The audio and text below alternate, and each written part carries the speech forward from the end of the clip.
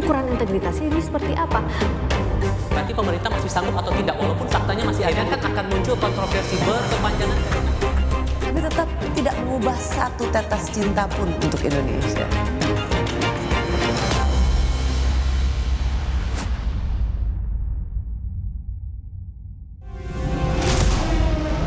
Teman-teman di depan sana, mereka didorong, mereka ditarik-tarik, mereka dianggap seperti musuh negara. Saya yang akan komando anak-anak saya, kamu diam dulu.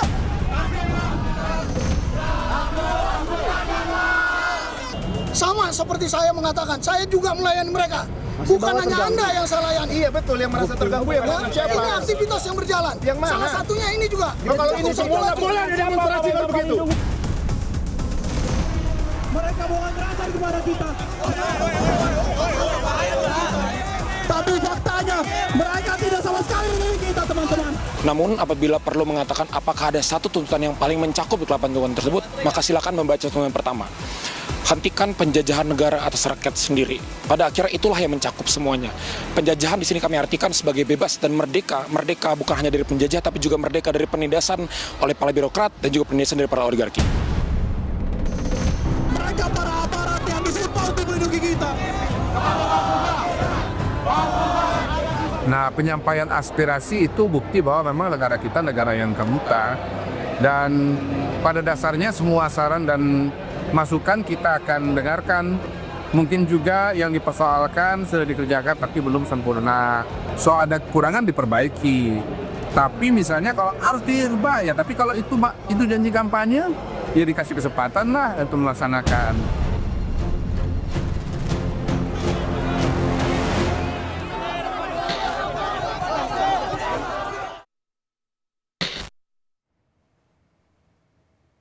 Selamat malam saudara, program Rosi kembali hadir ke hadapan Anda sebagai ruang opini, sumber informasi.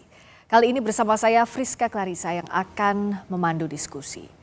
Unjuk rasa bertajuk Merebut Kemerdekaan yang dilakukan mahasiswa Universitas Indonesia dan Front Mahasiswa Nasional dihadang barisan polisi saat akan menuju lokasi aksi di Bundaran HI. Sementara puluhan bus yang disiapkan guna membawa mahasiswa yang akan menggelar aksi unjuk rasa tiba-tiba membatalkan pesanan secara bersamaan. Ada kecurigaan aksi mahasiswa yang dilakukan sehari usai perayaan HUT kemerdekaan ini digembosi. Benarkah demikian? Malam ini saya mengundang Ketua Departemen Kajian Strategis BEM UI, Namora Siahaan, dan Deputi 1 Badan Komunikasi Pemerintah RI, Pak Depi. Selamat malam, Bung Fat. Malam, Hai, Namora, Rizka. selamat malam. Saya ke Namora dulu. Kawan-kawan di lapangan pada saat aksi bilang ada upaya sabotase yang dirasakan. Salah satunya ada 24 kopaja yang harusnya digunakan untuk mengantar mahasiswa membatalkan secara sepihak. Apa yang sebenarnya terjadi? Ya, sebenarnya problematikanya itu dimulai semenjak kita mencoba untuk menghubungi perangkat-perangkat aksi lainnya. Jadi kalau untuk dipahami perangkat aksi massa pada normalnya itu ada transportasi umum untuk mengangkut massa dan juga mobil komando sebenarnya. Nah, permasalahan dimulai sejak kita mencoba untuk menghubungi dan menyewa mobil komando. Kita menghubungi sebanyak 6 vendor untuk mobil komando atau mokom, tapi ditolak dengan alasan-alasan yang berbeda-beda dan kemudian dilempar-lempar ke satu sama lain. Hingga akhirnya ketika kami berkomunikasi, salah satu supir dari mobil komando itu menyatakan bahwa ya kita ditolak karena kita dilarang oleh aparat negara, oleh aparat kepolisian. Oke, fine, it's okay. Akhirnya kita mencoba untuk berpikir kreatif, kita membuat mokom sendiri ya, dari mobil dan sound system untuk band. Kemudian kedua, terkait dengan kopaja. Terkait dengan kopaja itu lebih menarik, karena sampai pada titik H-1, 24 kopaja itu masih bisa. Tapi kemudian di pagi harinya, saya ingat itu chatnya sekitar jam 8 atau jam 9, itu tiba-tiba dibatalkan secara sepihak dengan alasan dan ya curhatan ya sebenarnya bahwa karena pemilik kopaja ini diawasi ya, oleh Dinas Perhubungan dan mereka itu dilarang untuk mengangkut massa mahasiswa secara tiba-tiba. Kami tidak menyalahkan pemilik kopaja, kami tidak menyalahkan supir kopaja, tapi begitulah kenyataannya, begitulah kesaksiannya dan ya bagi kami itu menimbulkan kecurigaan sepatutnya. Wara, jadi melihat ini bukan sesuatu yang wajar? Bagi kami ini bukan suatu hal yang wajar karena terkait dengan prosedurnya ya. Kami sudah memberikan surat pemberitahuan, ada foto-fotonya itu langsung ke Polda Metro Jaya. Kami memberikannya dari jauh-jauh hari ya sebagai preemptif untuk tidak dituduh-tuduh lagi. Dan itu artinya kan ada waktu persiapan sebenarnya bagi pemerintah untuk mempersiapkan atau dalam tanda kutip mengawal aksi ini.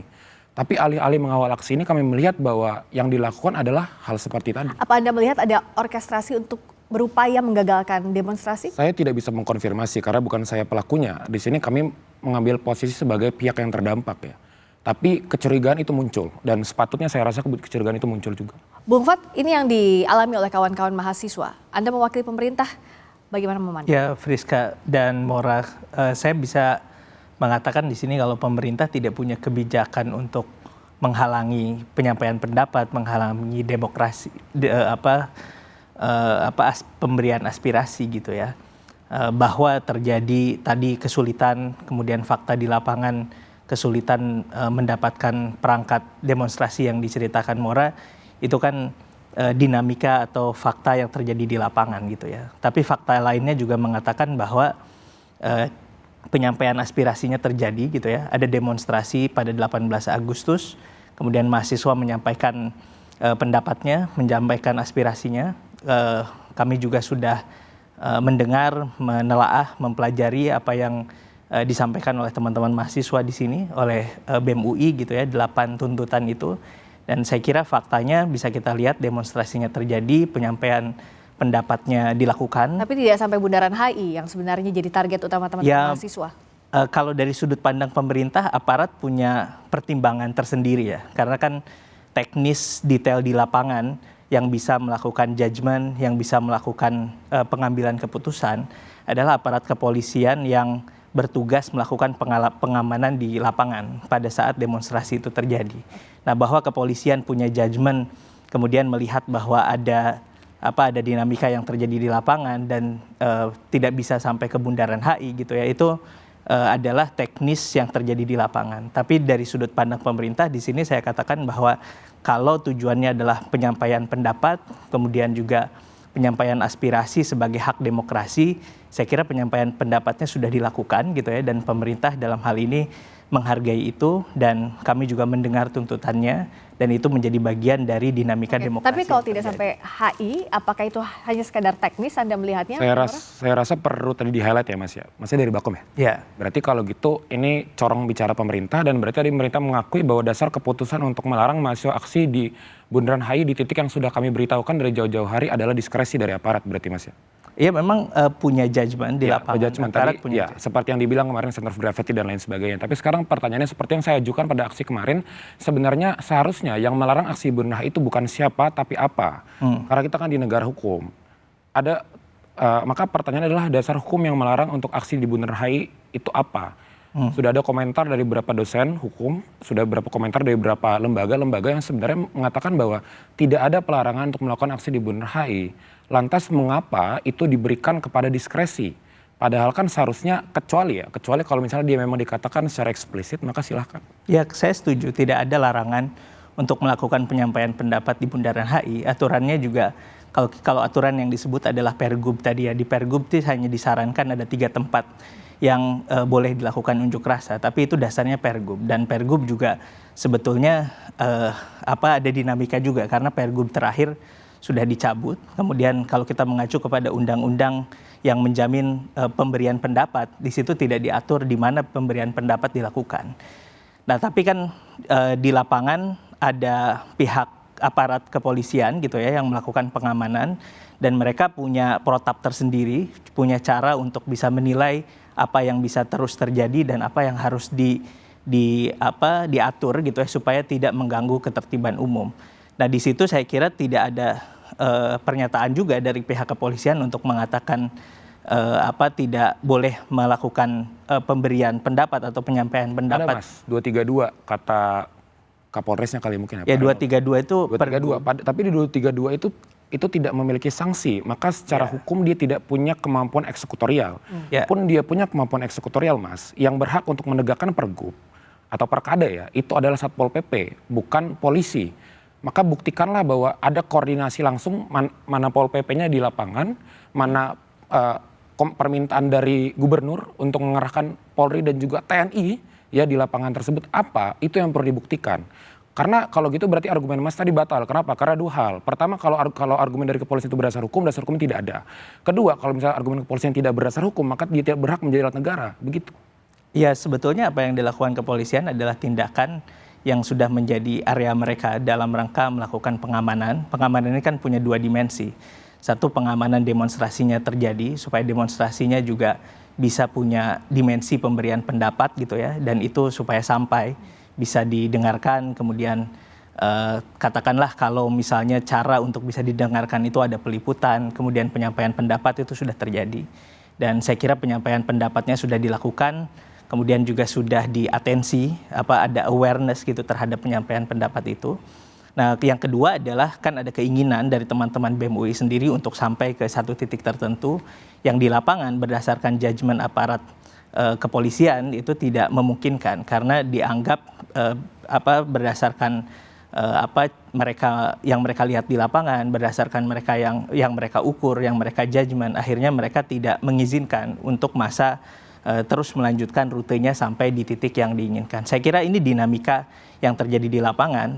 Tadi kalau bicara apa dasar hukumnya, saya kira dasar hukumnya adalah karena pihak yang mau melakukan demonstrasi, dalam hal ini BEM UI sudah menyampaikan pemberitahuannya kepada Polda sebelumnya, dan di situ kemudian Polda membuat analisis, kemudian membuat membuat keputusan untuk melakukan pengamanan, dan pengamanan itu dilakukan. Kenapa soal Bundaran HI ini jadi persoalan? Karena di Juni sebelumnya teman-teman mahasiswa tidak bisa sampai juga di Bundaran HI. Pada saat itu Gubernur DKI Jakarta menyampaikan bahwa boleh jikalau memang demonstrasi di Bundaran HI asal menjaga ketertiban dan sesuai dengan aturan.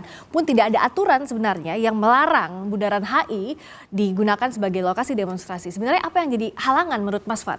Ya, kita harus dengarkan apa yang menjadi judgement dan menjadi keputusan pihak kepolisian yang ada di lapangan ya.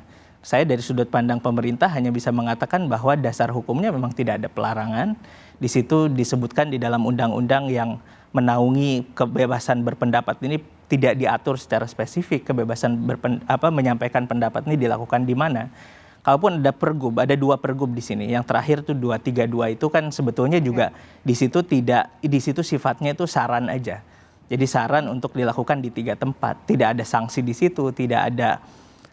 Jadi sifatnya itu peraturan gubernur. Dan saya kira benar tadi yang dikatakan oleh Mora bahwa tidak ada dasar hukum yang melarang bahwa demonstrasi dilakukan di Bundaran HI, dan itu juga tidak menjadi cara aparat kepolisian menilai bahwa ini demonstrasinya dilakukan jangan di Bundaran HI, tapi bahwa ada pergerakan ke Bundaran HI yang dilakukan dari titik pertama kemudian menuju ke Bundaran HI. Di situ ada pengamatan dan penilaian dari pihak kepolisian dan memutuskan untuk tidak bisa dilakukan sampai ke sana. Itu situasi di lapangan. Kalau Anda melihat apakah aksi demonstrasi ini ada upaya digembosi oleh pemerintah?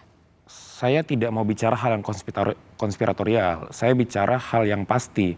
Dan hari ini pemerintah juga tidak bisa memberikan kepastian tersebut gitu. Saya rasa begitu. Pertama ya kan. Kalaupun memang tidak ada larangan yang mengenai objeknya, maka seharusnya ada yang bisa dikutip, yaitu wewenang.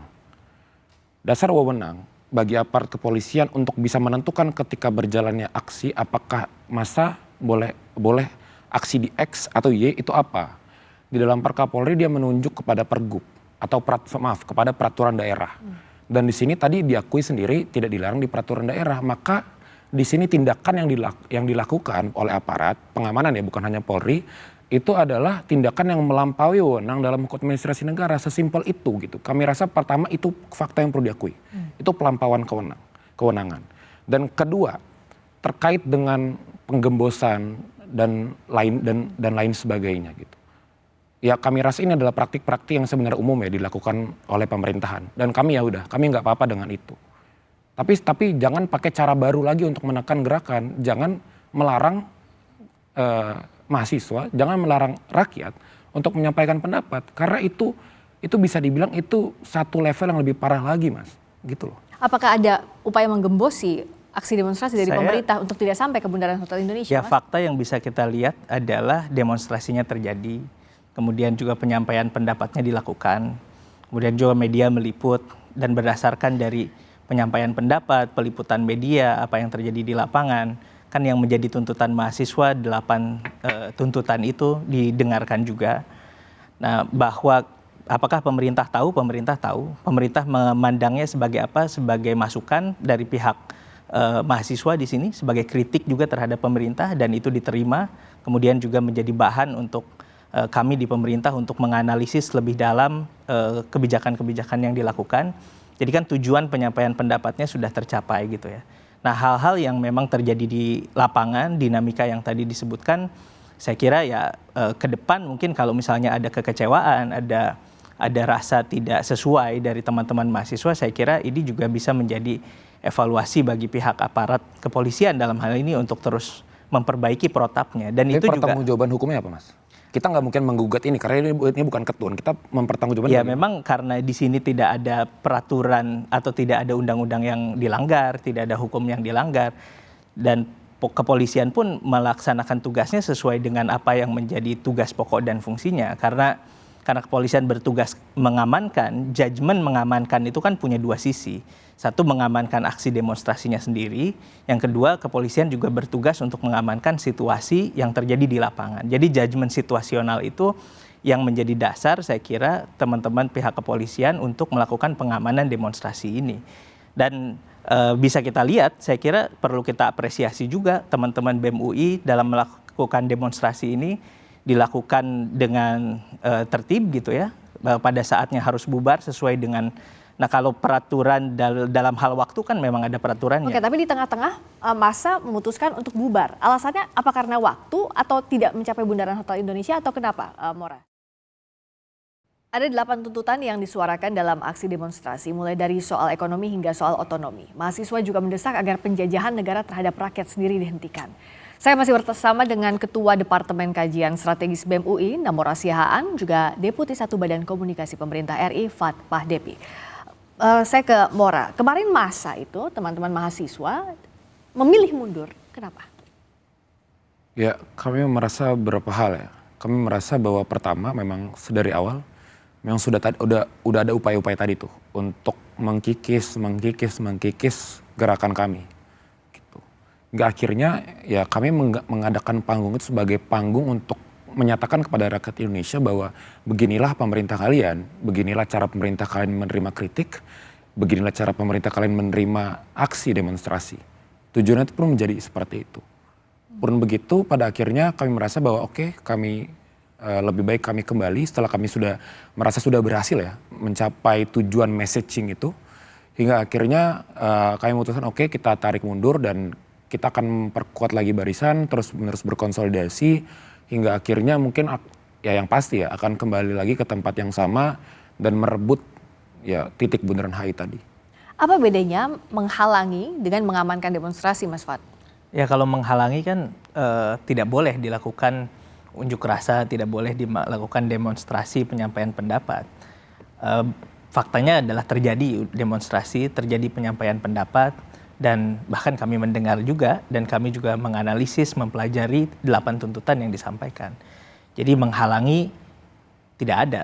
Meskipun tidak sampai Bundaran HI tadi karena titik yang dicapainya ya, saya kira kan targetnya adalah Bundaran HI. Tujuan dari penyampaian pendapat, penyampaian aspirasi kan bukan lokasinya, tapi pendapatnya sampai atau tidak, pendapatnya atau aspirasinya didengarkan atau tidak. Aspirasinya didengarkan dan itu menjadi bahan kajian di dalam pemerintahan, saya kira yang harus disikapi, yang harus ada banyak hal yang harus dievaluasi, ada program-program yang harus dibenahi ke depan, dan itu juga menjadi mentalitas pemerintahan ini saya kira. Meskipun pasti sebagai sesama aktivis dulu juga pasti titik itu jadi krusial karena untuk menyampaikan aspirasi butuh di-emphasize di titik tertentu ya, yang strategis. Izin masuk Mas, berarti pemerintah sudah menilai bahwa message itu sudah tersampaikan secara clear dengan titik aksi yang tertahan seperti itu. Iya, saya kira dari sisi bagaimana dengan standar apa? Padahal kan yang menentukan titik aksinya mahasiswa, yang berkonsolidasi mahasiswa dan juga rakyat juga. Iya. Kenapa yang menentukan itu pemerintah? Kami tidak menentukan, kami tadi masih bilang iya. Ya, hanya mendengarkan apa yang menjadi tuntutan. Tuntutannya kan ada 8. Ya, tadi kan kata Masnya kami merasa bahwa pendapatnya sudah tersampaikan karena itu intinya kan tadi katanya. Dan tadi kata Masnya oke, bagi pemerintah itu sudah tersampaikan. Tapi kenapa pemerintah bisa menilai itu ketika bukan pemerintah yang menyusunnya? Ya kalau belum tersampaikan ya silahkan disampaikan kembali. Dan ditahan lagi? Enggak, disampaikan misalnya dalam forum seperti ini kan bisa disampaikan juga apa yang menjadi pendapatnya, apa yang menjadi aspirasinya. Saya kira ada banyak forum, ada banyak kesempatan untuk mahasiswa menyampaikan pendapat gitu ya, bisa melalui banyak medium. Kan di sini yang menjadi titik percakapan kita adalah apakah titiknya atau message-nya. Nah, tadi yang saya katakan apakah pemerintah sudah menganggap ini sudah sampai message-nya? Iya. Tapi kalau titiknya menjadi persoalan kan itu menjadi perbincangan yang lain. Nah, di sini saya mau menarik pembicaraan ini ke dalam fokus yang menjadi esensi dari demokrasi, yaitu penyampaian pendapat. Oke, di poin satunya dalam tuntutan adalah menghentikan penjajahan negara atas rakyat sendiri. Maksudnya apa? Mora. Sekarang menurut kami perlu ditanyakan kembali kepada rakyat. Mungkin tanyakanlah kepada tukang cukur yang menolak untuk menaikkan dan mengibarkan bendera merah putih karena dia belum merasa merdeka, dia diintimidasi. Silakan tanyakanlah kepada warga-warga di daerah-daerah, kepada warga Dayak, kepada warga Papua, kepada warga Aceh yang belakangan ini melaksanakan demonstrasi-demonstrasi yang juga bertepatan di bulan kemerdekaan ini. Apakah mereka sudah merasakan pundi-pundi dan dari kemerdekaan itu? 81 tahun kemudian, Indonesia itu belum merdeka secara ekonomi, belum merdeka secara politik, dan belum merdeka secara kebebasan sipil. Sesimpel hal itu yang kami nilai. Bagaimana cara kami menilai hal tersebut? Coba kita ambil misalnya kebutuhan kemerdekaan ekonomi. Para syarat utamanya adalah pemenuhan kebutuhannya. Pemenuhan kebutuhan pokok, makanya ada tuntutan keempat. Kebutuhan pokok mengenai sandang, pangan, dan juga papan. Satu hal yang sangat jarang untuk di-highlight adalah terkait dengan papan. Di sini. Dari total data BPS itu ada 9, beberapa juta warga Indonesia secara nasional yang belum memiliki rumah secara tetap. Di DKI Jakarta 36% warganya itu mengalami krisis kepemilikan rumah. Secara total di nasional juga ada 18 juta rumah tangga yang memiliki status kepemilikan rumah atau status bangun rumah yang dianggap tidak layak. Hal itu ketika kita kontraskan misalnya dengan daya beli masyarakat, dengan UMP rata-rata yang tidak juga kunjung naik, maka itu menunjukkan bahwa rakyat itu tidak merdeka secara ekonomi. Mereka tidak bebas untuk memenuhi kebutuhan pokoknya. Ketika permasalahannya adalah permasalahan perut, bagaimana mungkin mereka bisa berpikir kemudian secara politik? Itulah kenapa mungkin ya pasti Masnya juga mengakui bahwa banyak korupsi, praktik KKN yang terjadi ketika tahun-tahun politik, banyak serangan fajar yang terjadi. Kenapa bisa terjadi? Ya itu balik lagi, itu kegagalan negara untuk memenuhinya. Oke, kemerdekaan ekonomi, ketimpangan tadi dibalut dalam poin pertama, ini kalimatnya serius sekali, penjajahan negara atas rakyat sendiri, Mas Fad. Ya, saya kira pertama kemerdekaan adalah sesuatu yang sakral ya. Makanya setiap tahun kita memperingati detik-detik proklamasi kemerdekaan, karena nikmat kemerdekaan ini sesuatu yang banyak sekali bangsa di dunia yang belum mengalami ini. Sudahkah itu dirasakan kalau tadi dengan cerita ketimpangan ekonomi yang dirasakan? Nah, jadi saya di sini ingin mengatakan bahwa pertama kita harus melihatnya dari skop yang besar dulu sebagai bangsa.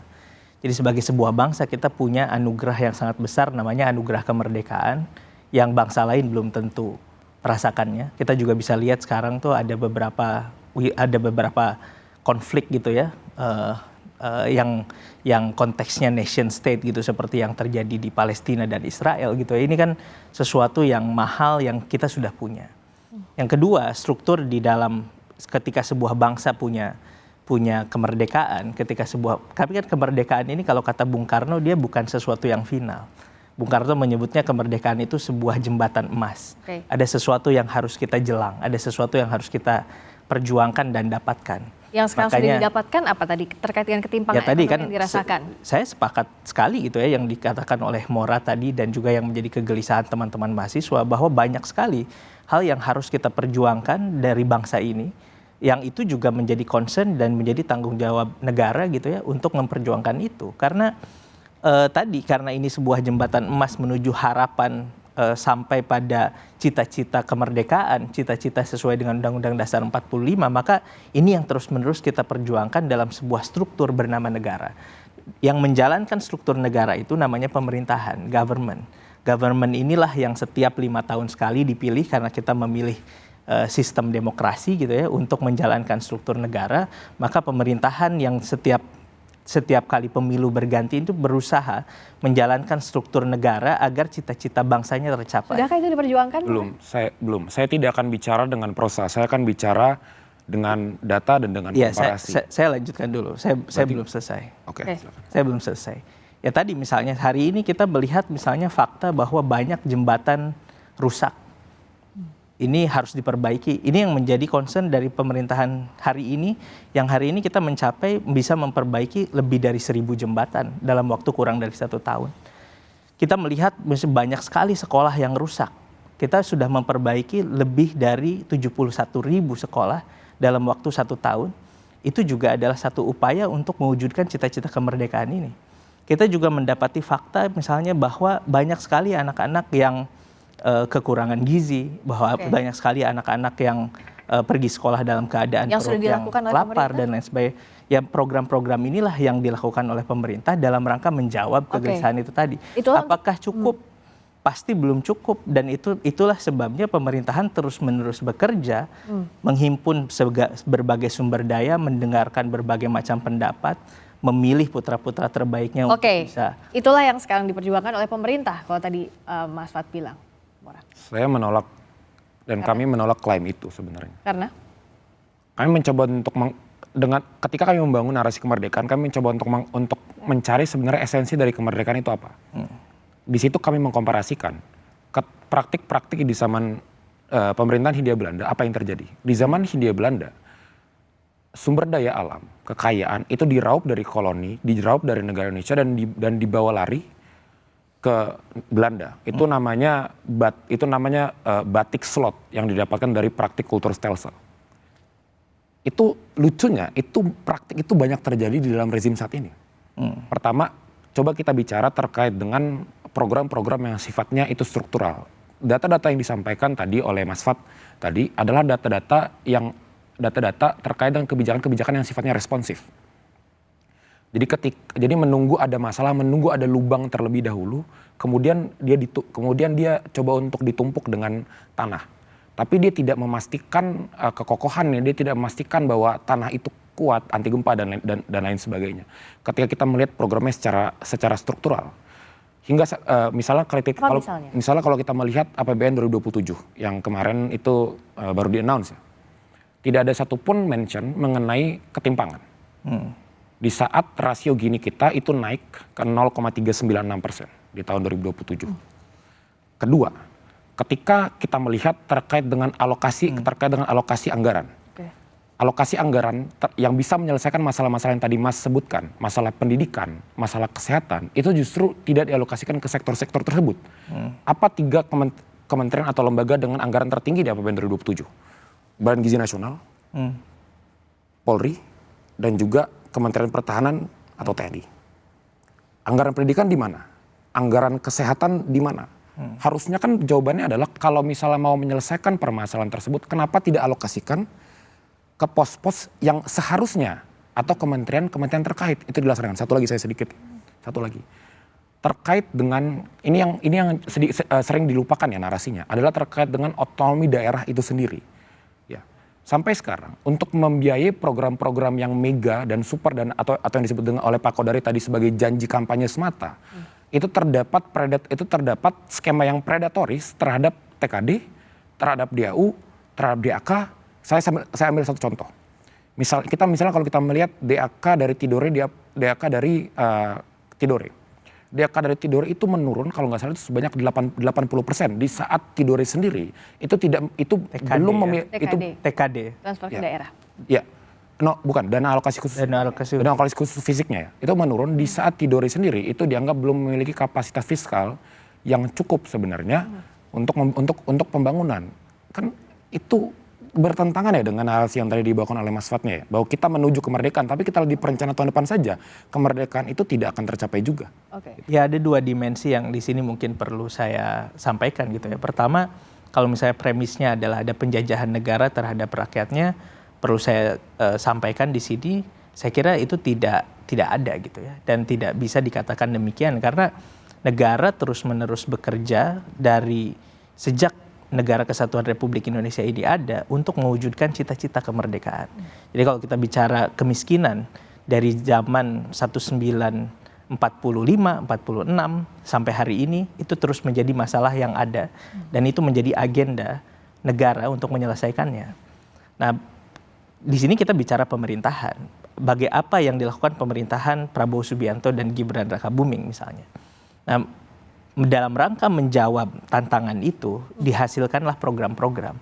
Nah, bahwa sekarang pemerintahan ini punya prioritas, makanya ada disebut sebagai program prioritas pemerintah. Nah, prioritasnya sekarang ada pada sektor-sektor yang sekarang sudah menjadi perhatian publik. Misalnya ada di PKPN, ada di PHTC dan lain sebagainya. Apakah itu menyelesaikan problem seluruh bangsa atau problem yang ada saat ini di Indonesia? Ya pasti belum, tapi itu yang diperjuangkan. Itu dimensi yang pertama. Nah, dimensi yang kedua tadi yang disampaikan oleh Mora, saya sebagai kalau misalnya mendengarkan tadi yang disampaikan oleh Mora, saya bangga dan kami mengapresiasi bahwa ada kecemasan, ada kegelisahan semacam ini yang harus menjadi bahan bakar kita untuk sama-sama menyelesaikan persoalan bangsa, dan itu juga saya kira yang menjadi concern pemerintah saat ini di berbagai macam sektor. Oke, dan ini dilakukan. Yang jadi masalah programnya atau pelaksanaannya? Terima kasih Anda masih menyaksikan Rosi.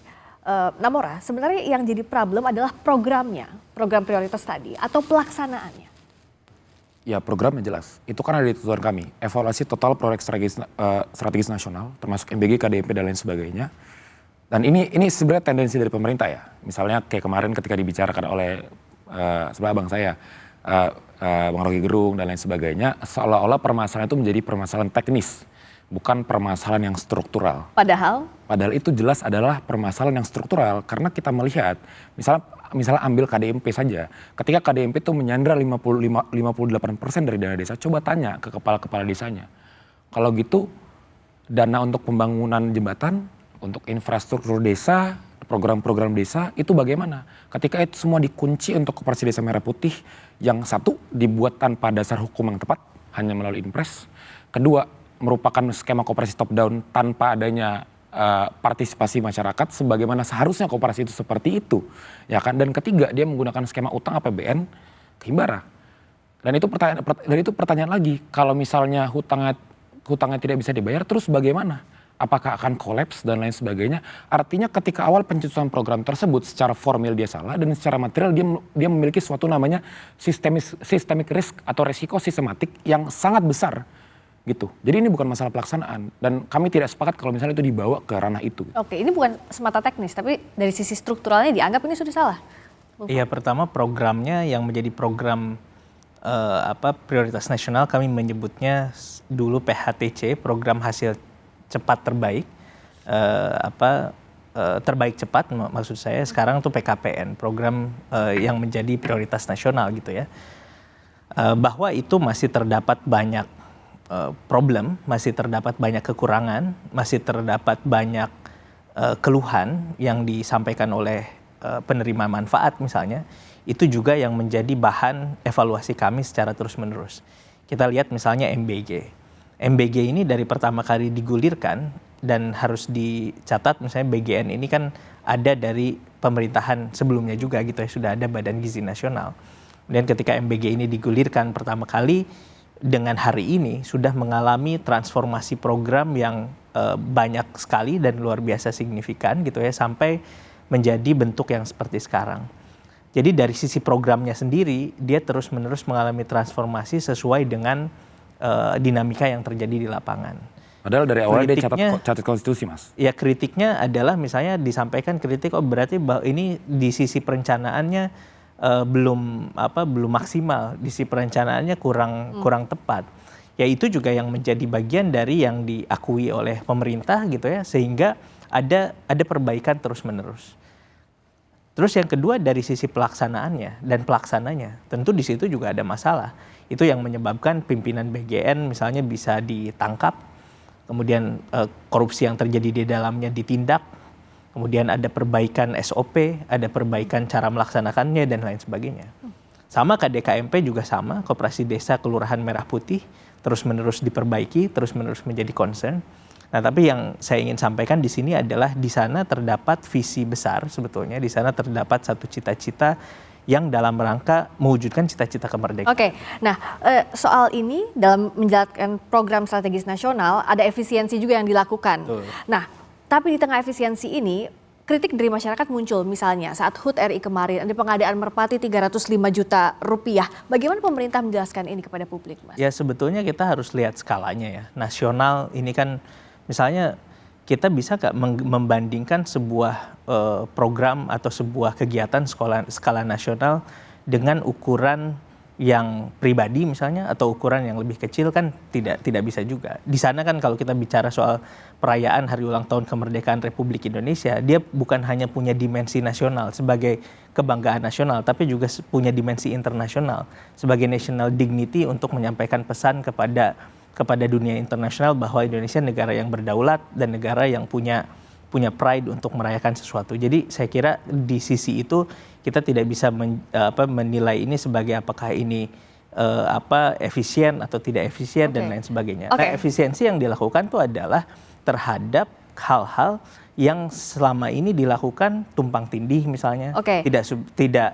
Contoh misalnya kenapa Presiden mengumumkan akan membentuk yang tadinya sebelumnya LKPP menjadi badan nanti. Karena ternyata ditemukan untuk barang yang sama pengadaannya di kementerian dan lembaga di daerah itu bisa beda-beda. Artinya efisiensi ini kalau menurut Mas Fad nggak bisa dibandingkan. Kalau Mora melihatnya seperti apa? Karena di media sosial juga ramai tadi. Misalnya di tengah efisiensi, tapi untuk perayaan hari ulang tahun dengan budget misalnya untuk merpati 305 juta, bisakah ini dibandingkan? Tidakkah sebanding ini dengan efisiensi yang pemerintah itu tidak pernah efisien selama ini. Itu hanya menjadi alasan dari pemerintah, dari rezim untuk menarik anggaran dari atau menarik anggaran dari kementerian-kementerian yang memiliki haknya.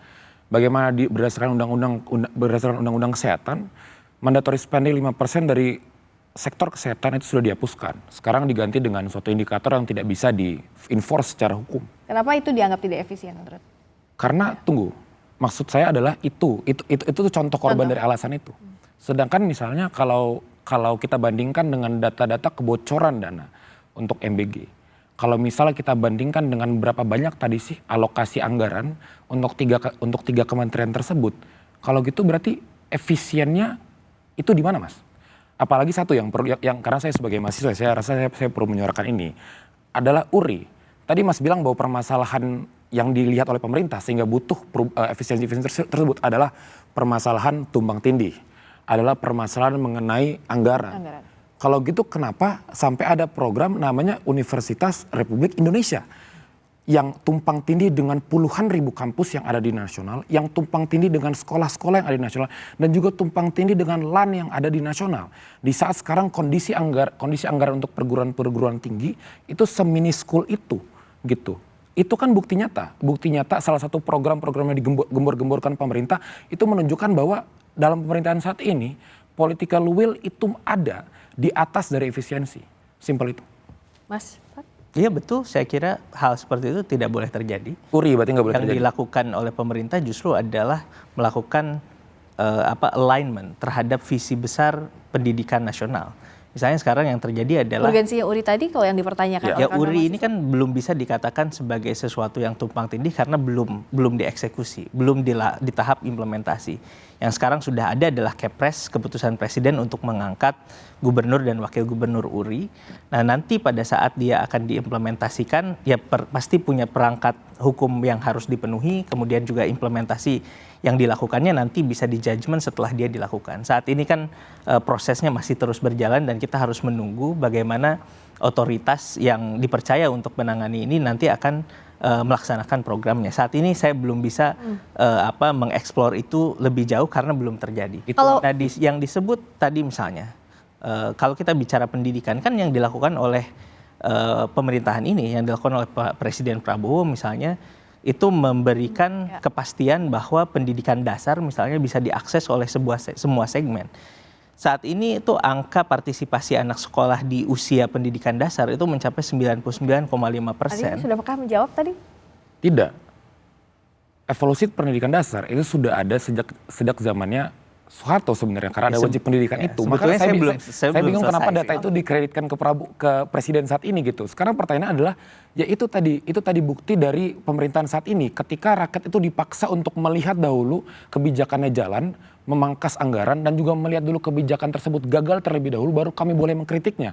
Ketika kritik dilakukan oleh berbagai akademisi kemarin, itu tidak didengar sama sekali. Bahkan masih sendiri dan pemerintah tidak bisa menjelaskan kan ini urgensinya apa, ini nanti pos anggaran itu bagaimana, dan juga nanti pelaksanaan itu akan menghasilkan apa. Ya, karena belum terjadi. Tapi kita tidak perlu berdebat tentang URI karena masih belum. Oke, nah tapi sebenarnya pemerintah itu menganggap mahasiswa atau yang melakukan demonstrasi ini sebagai mitra kritik atau enggak sih Mas? Ya tentu pemerintah dalam hal ini negara bahkan ya kalau kita bicara negara melihat mahasiswa ini dari dua sudut pandang. Sudut pandang pertama adalah mahasiswa ini aset bangsa. Jadi masa depan ada di tangan mereka. Jadi kalau muncul mahasiswa-mahasiswa kritis dengan daya nalar yang luar biasa, dengan pemikiran yang jauh ke depan, kegelisahan yang kuat terhadap penderitaan rakyat, itu adalah sesuatu yang negara harus memperhatikan itu karena negara pada saatnya itu akan dipimpin oleh generasi berikutnya.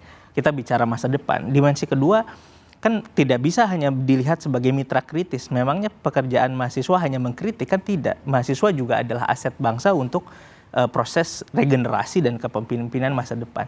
Nah kalau misalnya saat ini mahasiswa menyampaikan pendapatnya, menyampaikan aspirasinya, tentu negara dalam hal ini memandang mahasiswa atau semua pihak, baik itu mahasiswa, akademisi, peneliti, dan lain sebagainya, sebagai mitra untuk sama-sama mewujudkan cita-cita kemerdekaan tadi. Nah kalau pemerintah menganggap mahasiswa adalah mitra, terbuka atas kritik, dan melakukan perbaikan, di mana miss-nya?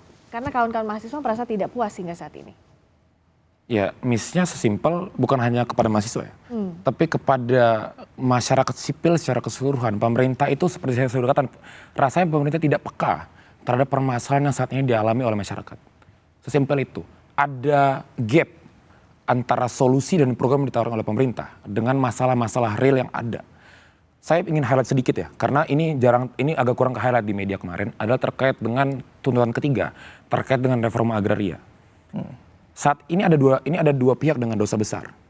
Pihak pengusaha yang memiliki 68% dari total aset pertanahan di Indonesia. Dan juga pemerintah yang melalui PSN, salah satunya food estate, itu sudah, ini catatan dari KPA ya, Konsorsium Pembaruan Agraria, sudah ikut andil di dalam kurang lebih 69 kasus konflik agraria. Terakhir terjadi di Desa Sukajaya di Bogor.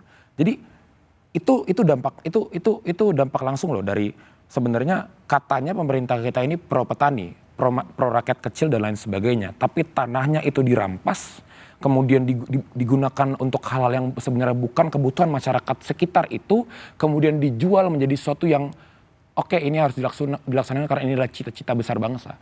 Pertanyaannya adalah cita-cita tersebut kapan terlaksanakan? Apakah perlu sampai masyarakat kita menderita terlebih dahulu? Gitu Mas. Iya, bicara soal reforma agraria ini kan agenda sejarah ya.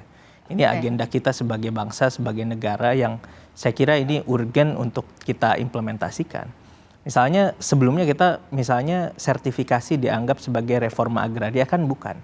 Sebenarnya reforma agraria harus bisa menyelesaikan masalah penguasaan lahan oleh pihak-pihak tertentu, misalnya, bahkan termasuk di dalamnya negara. Realnya baru pertama kali dalam sejarah sejauh ini sudah ada 5,88 juta hektar yang diamankan oleh Satgas PKH, dan itu juga yang menjadi cita-cita besar bahwa reforma agraria ini dilakukan. Kenapa dan mengalami progres kembali kepada rakyat, Mas? Ya kan ini sedang dilakukan dan belum pernah sebelumnya. Nah itu enggak, karena asetnya masuk ke PNBP yang digunakan untuk apa?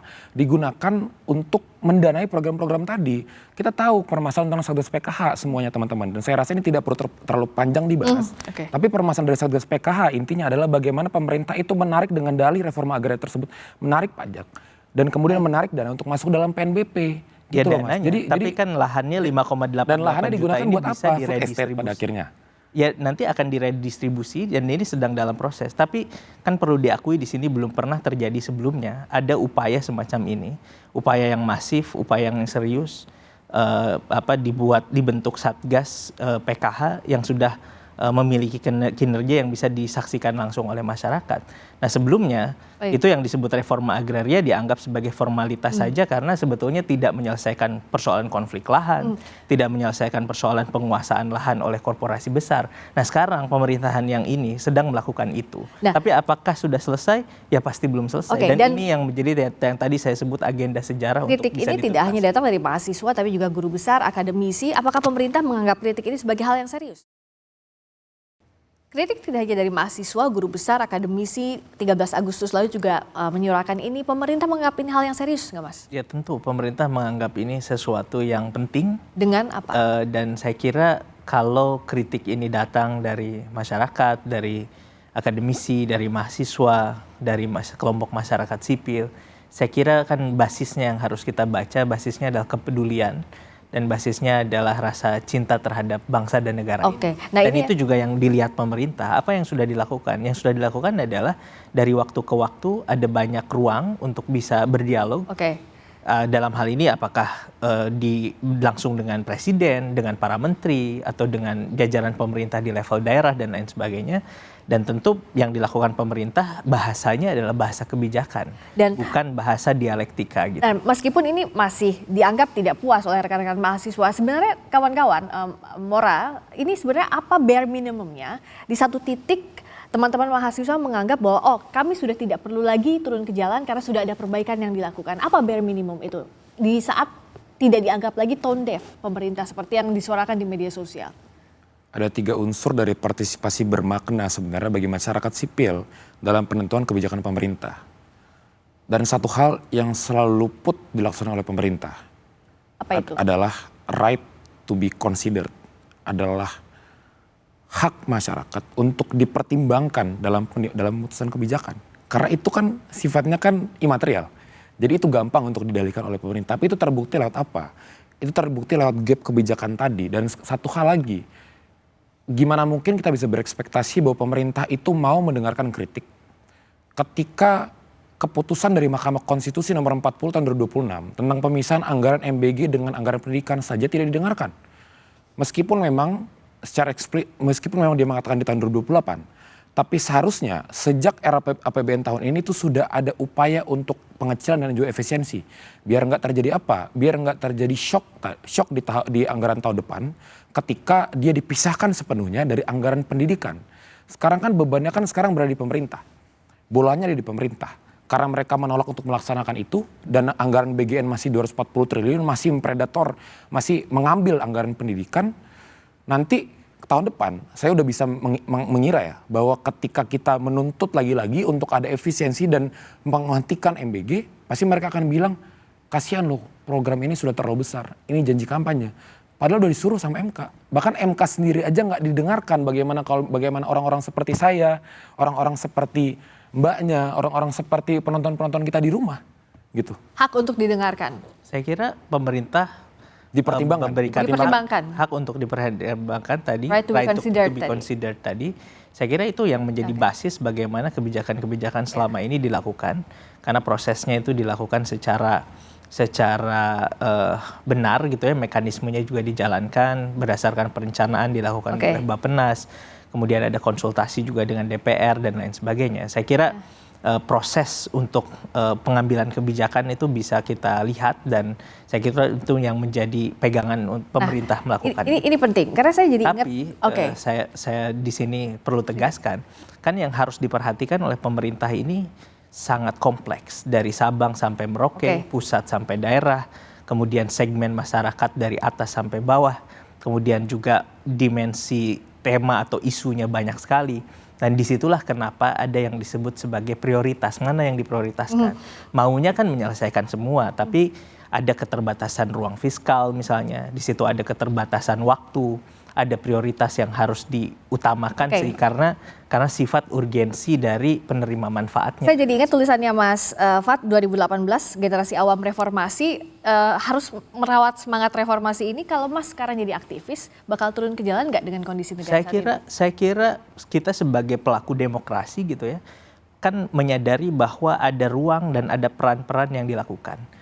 Ketika misalnya kelompok masyarakat sipil bisa menyampaikan apa? Mereka bisa memberikan kajian, menyampaikan pendapat. Jika Mas jadi mahasiswa sekarang Yap. sebagai aktivis, Yap. Anda akan turun ke jalan Ya akan juga? turun ke jalan Demoin karena apa, itu, Mas? karena itu ruangnya. Ya kira-kira demoin apa kalau masih turun ke jalan? Ya pasti yang sesuai dengan keadaan masyarakat, yaitu yang menjadi apa yang diperjuangkan, disampaikan, karena tugasnya ketika kita berada di ruang tadi sesuai dengan peran demokrasi misalnya, itu menyampaikan pendapat, menyampaikan usulan dan lain sebagainya. Ada juga misalnya yang perannya menjadi pressure group, memberikan pressure. Ada perannya melakukan proses, misalnya partai politik melakukan rekrutmen politik, melakukan kerja-kerja partai politik. Nah, pemerintah dalam hal ini eksekutif, tugasnya adalah membuat kebijakan dan melaksanakan kebijakan.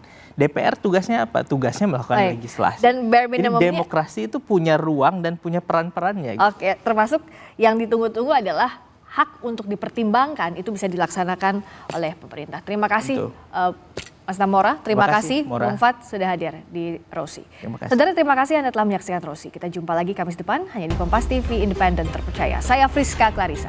Selamat malam. Sampai jumpa.